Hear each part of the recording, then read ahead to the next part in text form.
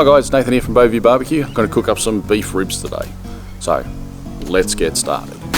Okay, get your beef ribs. On the back of the ribs themselves, there's 3 membranes. Take as much as you want off. I'm only going to take the top layer off.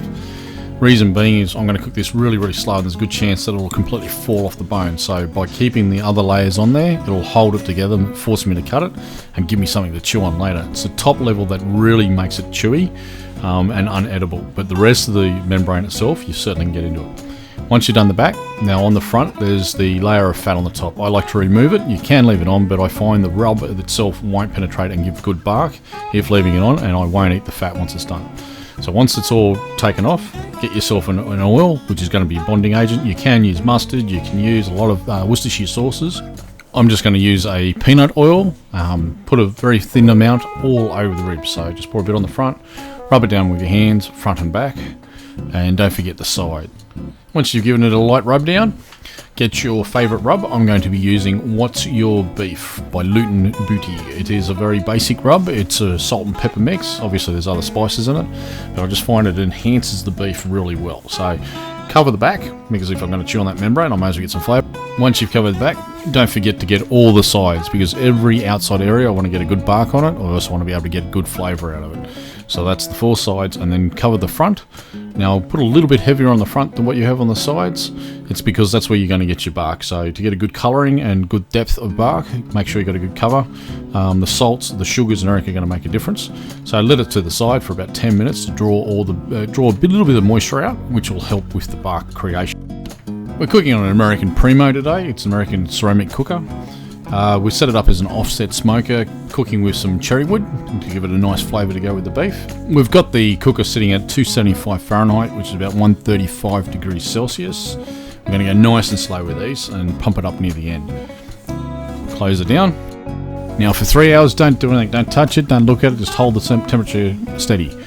After 3 hours, give it a little spritz. That's only spray the parts that are slowly drying out. The rest of the part that's moist, don't bother touching.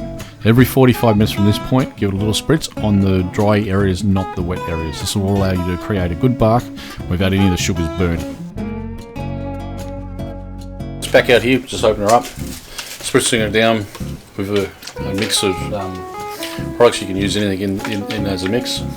Whether you use a stock or whether or not you use an apple juice or an apple cider vinegar, it's all up to you. Experimentation gives you the flavours that you prefer. The meat's starting to pull back from the bones.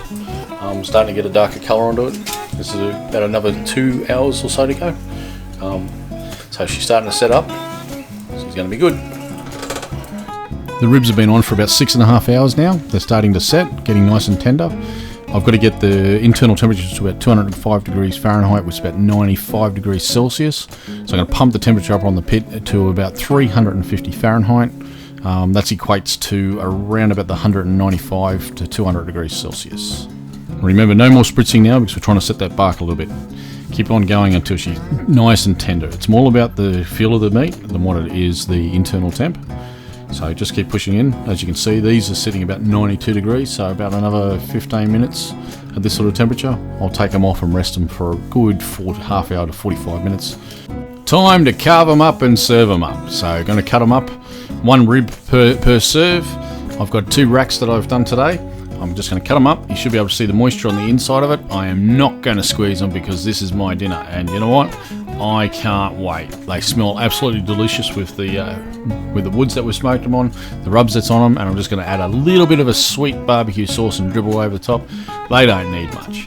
Put them on the board, plate them up, and dig on in. I'm sorry, but I'm not going to do a bite test in front of you because my family can't wait. My kids are pestering me right now from the smell going through the house, and it smells unbelievable. These look so good and going to taste absolutely delicious. I'm about to put on the barbecue sauce, which is Granny's. It's just a sweet typical barbecue sauce. It goes delicious with this meal with the salt and pepper that's been on the rub. It softens that down a little bit. Can't wait to dig in. Later episodes on YouTube, I'll show you how to do some of these sides. So the first one is a broccoli, red onion and feta, creamy mashed potato, which everybody should have in their repertoire no matter what you're eating. And the third one is a green bean, roasted almond and feta with mustard sauce. They all go well. Obviously you can do any sides that you wish, but they're just a little handy extras to have. I want to thank everyone for watching us. Please subscribe so you can see future episodes. That's all for us from here from Beauview Barbecues, with more episodes to come.